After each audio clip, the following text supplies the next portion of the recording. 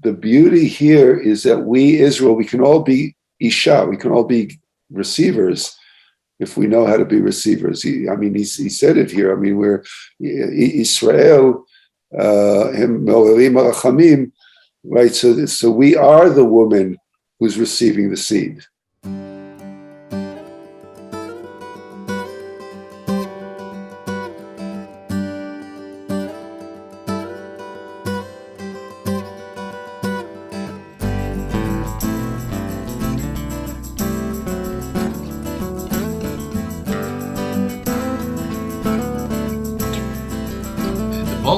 Of this week's Parsha begins a very long, detailed discussion about a disease called Tzaras, which we'll talk probably more about next week. But interestingly, at the very beginning of this week's Parsha, two amazing subjects are touched upon, which will be the subject of our discussion this morning. At the very beginning, we talked about childbirth, the miracle of childbirth. Mm-hmm. And that goes right away into a mention of the commandment of bris milah, of circumcision. Yeah.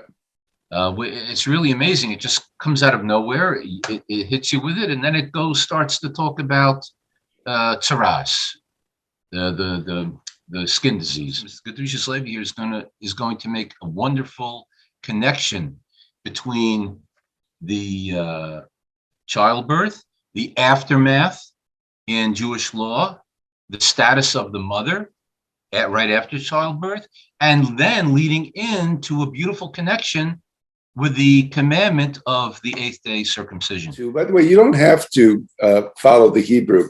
This is really for those of you who are Hebrew capable and would like to see the commentary of the Kedushas Levi in the Hebrew, in the source, and also the Pasuk.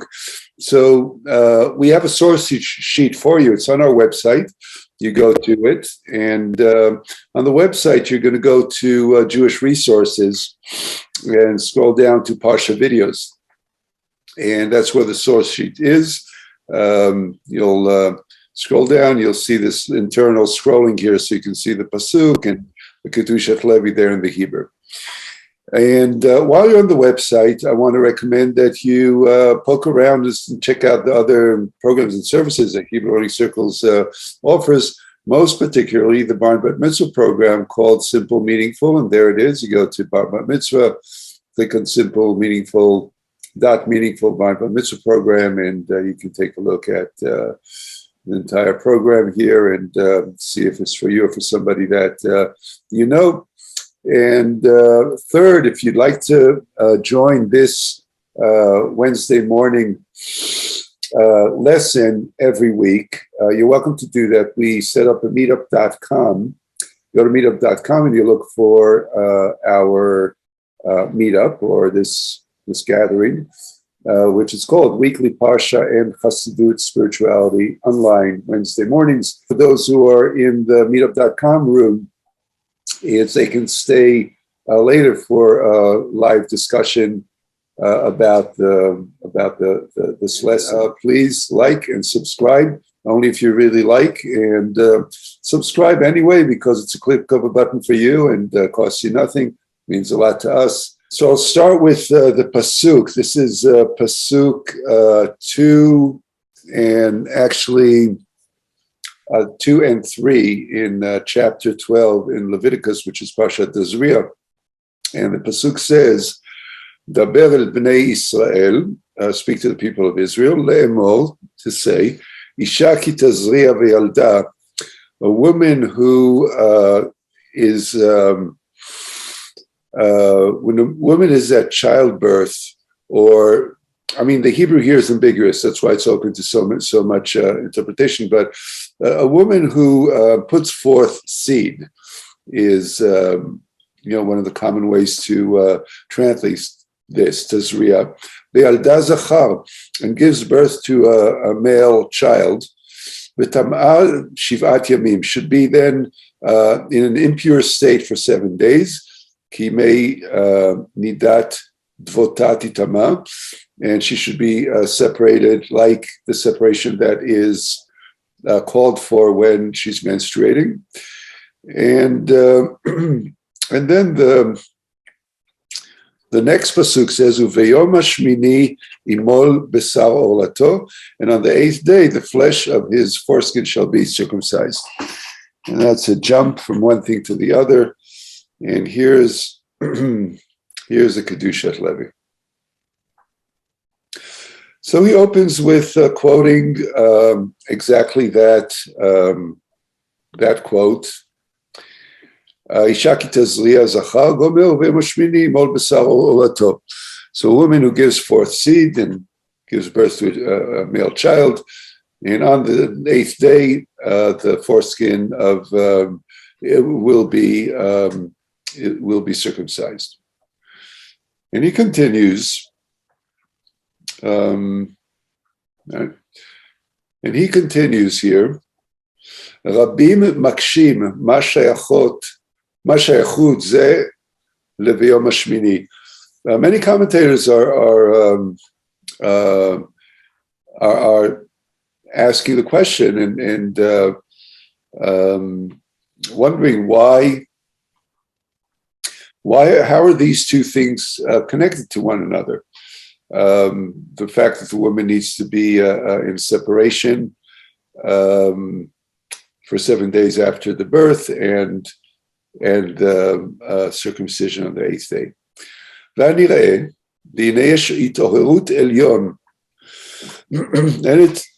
it looks like that there's a arousal of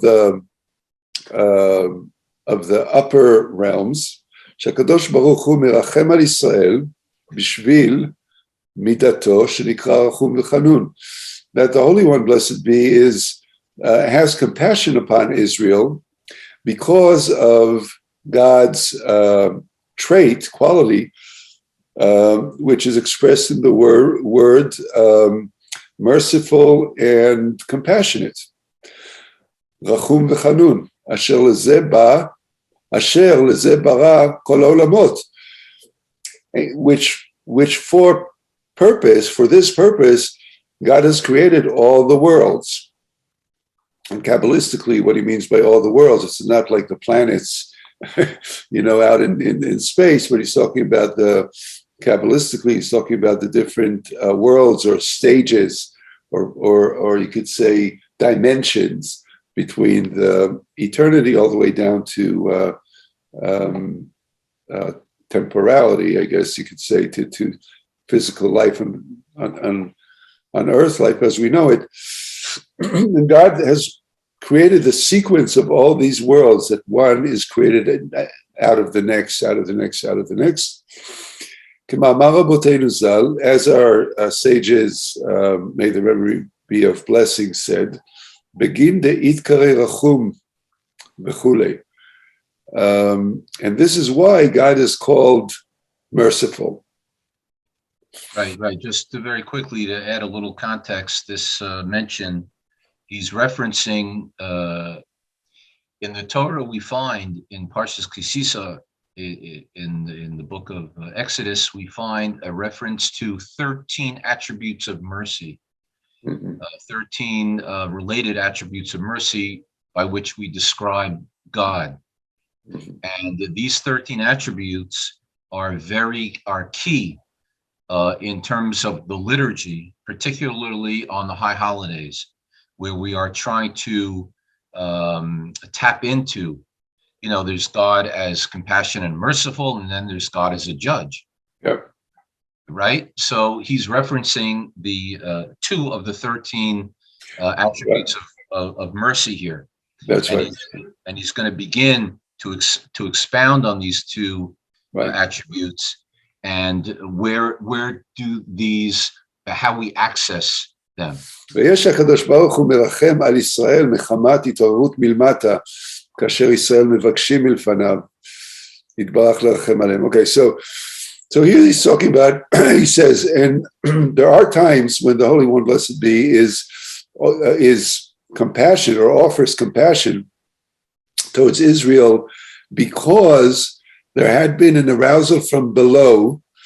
And what that means that is when the people of Israel are pleading before God. This is basically prayer, our prayer, saying, please have mercy upon us, right?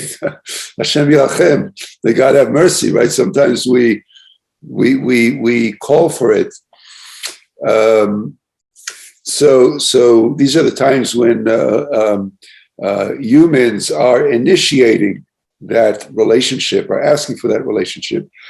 מבקשים מלפניו יתברך לרחם עליהם, אז מרחם עליהם, כמאמר רבותינו ז"ל. Then God does offer compassion to them, as our sages say in the Gemara, and here he brings a quote from the Gemara, this is in Yevamot, מניין שהקדוש ברוך הוא מתעבר לתפילתן של צדיקים וכולי. How do we know that that the Holy One desires the prayer of the righteous?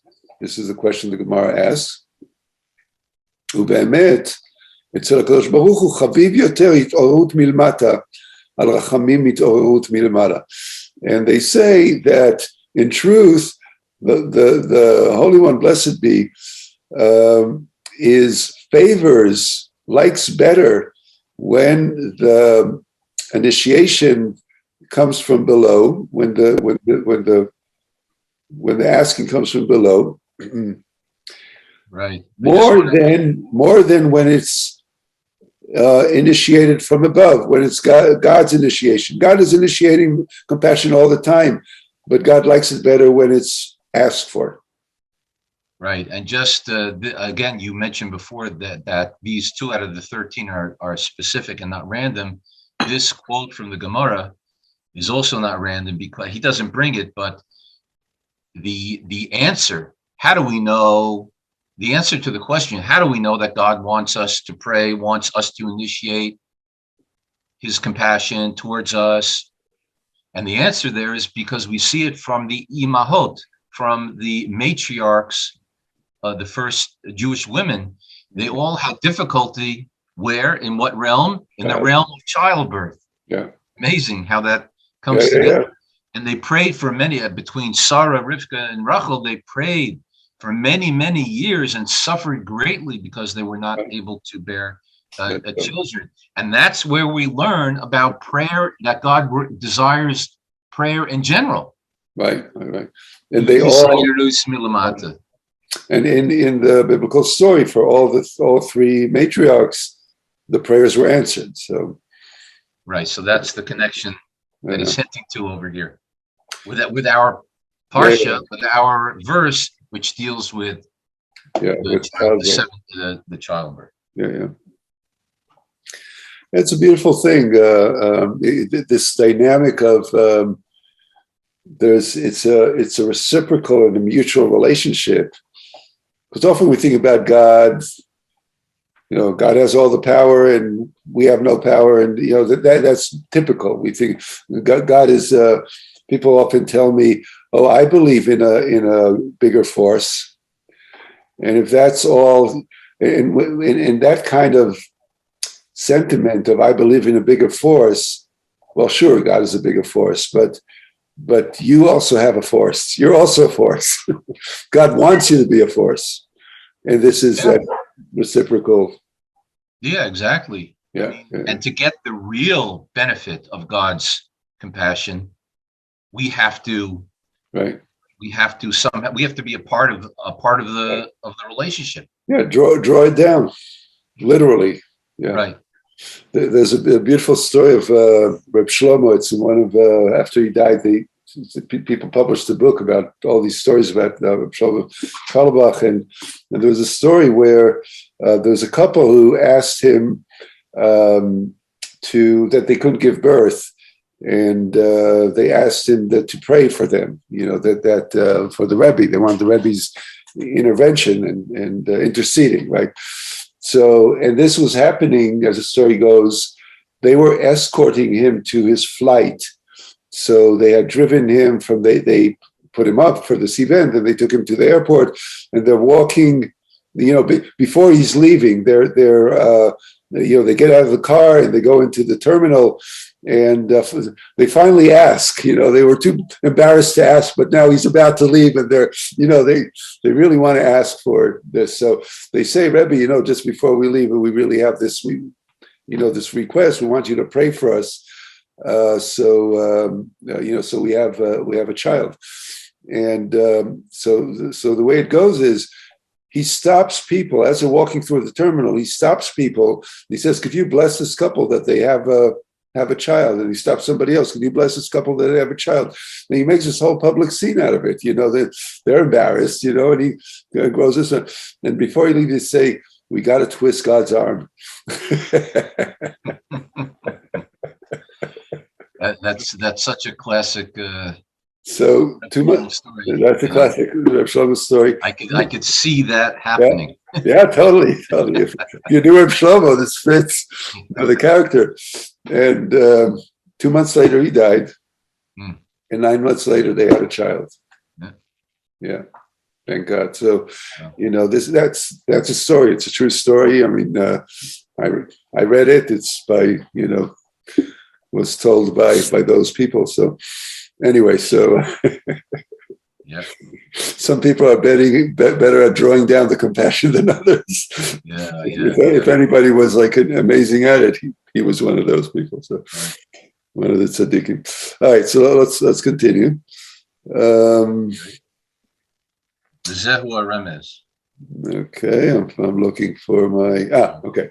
Zehu Remez Isha ki Tazria. And this is what's hinted with a woman who gives seed. כי עולמות נקראים בבחינת אישה, שהם מקבלים תמיד מהקדוש ברוך הוא, וזהו אישה כי תזריע.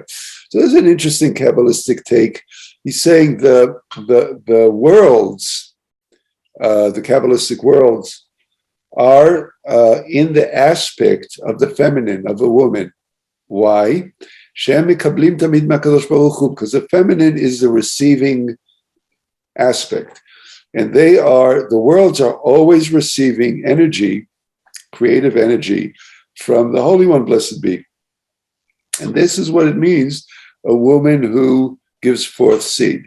It's very interesting. So it's not about the woman now, this is about the principle of the feminine, that there's always got to be a receiving, and there's always a giving. So God is always giving. You think about this flow, the shefa, right? There's a flow. And then there is the space that receives it, the flow, and that is the principle of the feminine. And in this scheme, obviously, God is the principle of the masculine. So, כי העולמות נקראים בבחינת אישה שמקבלים תמיד מהקדוש ברוך הוא, זהו אישה כי תזריע כאשר העולם שהם ישראל מעוררים הרחמים. That's where it stops. So, we, the people of Israel, are considered a woman. We are the woman when we're asking for compassion, because we are then set to receive that seed or that flow that comes from above. So this is what he means to say. Then he continues, Ve'yalda zachar, and she gives birth to a male. Klomar rachamim gdolim v'chazakim. This is beautiful. So she says, why a male? Because the compassion that comes from on high is very strong compassion. Because the male, the one of the traits of the male is strength.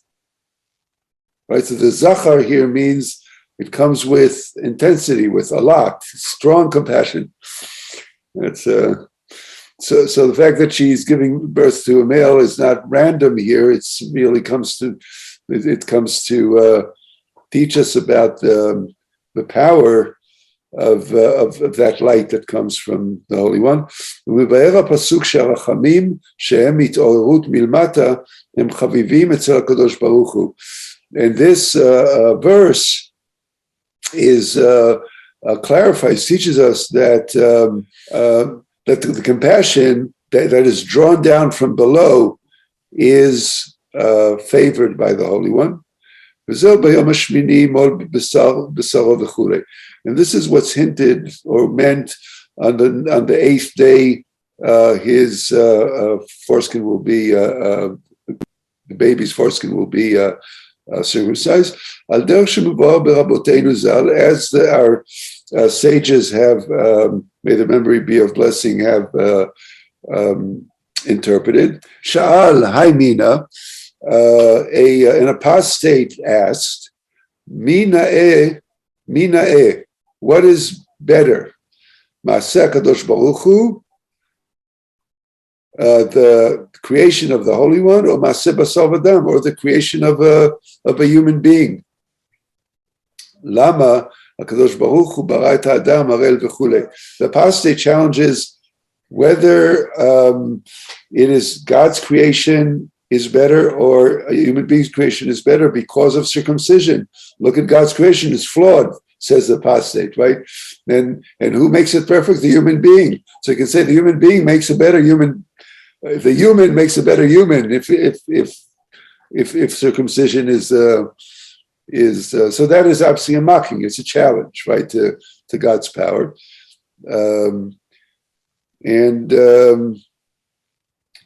Veshivlo shakadosh baruch hu retzono lezakot et Yisrael. So the answer to that apostate is no, the opposite.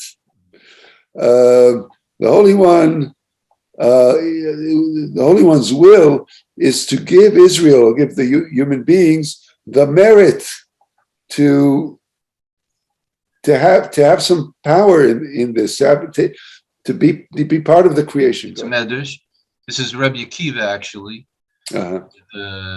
arguing, with this Roman guy, and he's chapping with him. Like as you said, this is a mocking question, not serious person. He's just trying to make fun of Jewish people. He showed him that the point is, and this, as he connects this with the arousal from below, arousal from above, that Hashem has created for us the space within which we have a participation, right, in the creative process, right, in the perfection of God specifically created the world an imperfect, that's right, environment. That's right. To give us an opportunity to see that, to right, recognize that, right, and to use our ability, and that's the arousal from below, the right, recognition of the imperfection, right, and the attempt, yeah, to perfect, right, our state of creation, right, in our world and ourselves. yeah. And the ultimate representation of that is the bris milah. And it's a beautiful philosophical thing. We don't have maybe time to go into the whole depth of it, but we are part of the creation. So it's not like we're separate from creation. This is, I think, where we get a lot of breakdown, especially environmental breakdown. I mean, we are, so God doesn't create a world, God creates an evolving world. And you can say that we human beings, we have this chut, the merit, to be at the cutting edge of that evolution. We are part of pushing that evolution forward, you can say. And by definition, we are the most evolved biological creation in creation. And so the prayer here, the bakasha, is that comes from above, is give me the ability to keep perfecting, to keep moving evolution forward. That is, that's a little, that's a little philosophical tangent, but I think that's what they're saying here. That's what Rabbi Akiva is saying in essence, is if you think as a world, that God creates the world as a static thing, stamped out a world, boom, there it is. No, God created a process that's evolving, and we are in it. and if we have that consciousness, if we can actually evolve our consciousness, and we have to do that. That's why we have practices, like religious or spiritual practices, not even only Jewish, in all traditions. So you get the consciousness that you can have a relationship with the creative force that's working through you. And that's mind blowing. That's a beauty of what the human mind, where the human mind can go, is to be aware of itself and see where the energy is coming from, and have a relationship with it. I mean, you see I think what Rabbi Akiva here is saying is the apostate is basically like a narrow-minded, you could say, person who looks at the world as stamped out, static, and he's going to sit there and say, "Oh, look at God's thing. It's not, it's not good enough for me," kind of thing. That's a very narrow-minded. ונמצא מזה מוכח שהתעוררות מלמטה חביב אצל הקדוש ברוך הוא מתעוררות מלמעלה. And from all this, it's proven. He's making his case. I rest my case. From all this, it's proven that God prefers. Is chaviv alav. God is it's beloved to God that there is an arousal from above. In other words, that we initiate drawing down the compassion than just God giving the compassion. V'zeu uvayom hashmini imol, and that is what it means. On the 8th day he was circumcised. Muchach shit'orut milmata chashuv yoter mit'orut milemala. But I think that the main point for me probably is what you just described. And it's interesting. While you were speaking a moment ago about the movement of creation as opposed to static creation, it reminded me a little bit in contrast to. I'm not an expert, but what I think is a Buddhist approach, which is everything is perfect just as it is. Mm-hmm. And I think that here we find that maybe not necessarily so for the Jewish person, not necessarily so. Everything isn't perfect just as it is. Everything from inanimate object to animal life to plant life to human life requires and when I say perfection, I think what I mean is improvement. Yeah. Whether it be self-improvement or doing positive, having a positive affect and effect on the world, on the created world within which we live and experience. There are really two basic principles in the world, and that is giving and receiving, according to Bala Sulam. So, and the whole of Kabbalah, according to Rabbi Ashlag, is sophisticated understanding about how that works. So there's a giver, there's a receiver, and we, as human beings, we get to be in both. We experience that in our own life. Sometimes I give my kid a birthday present. Sometimes somebody gives me a birthday present. I mean, we know that what that means on a very simplistic level. But what I liked here is about he talks about Ishaki Tazria, woman, the woman principle, which is woman not as woman, but woman as principle, meaning the receiver, the container, and the boy, the baby, who's a male, which means the giver. But the chiddush for me here, it's not just a giver, but it's a strong giver. The giver with strength. It's not a meek giving. It's not just giving, But there's something about the masculine that's not only giving, but it's also strongly giving. And I never thought about that before. And in some ways, I mean, there's something about, when we think about God as the merciful with the 13 midot and all, I mean, there's a whole science to what does it mean that God is compassionate and giving and flowing and wanting to bestow good and all that, and forgiving and right. So this is God as called tuv. God is goodness by definition. But God, and he mentions here that for this God created the world. God created the world according to our tradition, so God can give, because God needs to have a receiver to be able to give. And that's philosophically very, very mind-bending. But I think the beauty here is that we, Israel, we can all be Isha, we can all be receivers if we know how to be receivers. He said it here. I mean, we're Israel, right? So we are the woman who's receiving the seed. So I was talking to a member of my community who was telling me how he's a businessman, and he told me that he's having a lot of tourists now, a lot of problems because of they call it the supply chain clogging up, right? Mm-hmm. So I told him, and it's a big. He imports from China a lot of goods and stuff, and all of a sudden, it's not his business is not working as well, and there's all kinds of trouble. So I said to him, look. I mean, I got this the metaphor of the supply chain. It's kind of like hit me. It's also spiritual. There's a supply chain of blessing. And sometimes when the blessing doesn't come, that means that you're having a clogged supply chain. So you just have to wait for the clogs to open, and then the blessings will keep flowing. Yeah, they're there. You just can't access them. Wow, beautiful. So this is a little bit about that.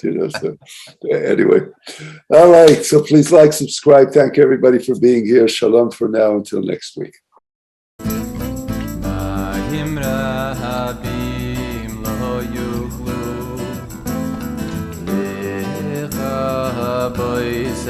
Ahava Ayim Ra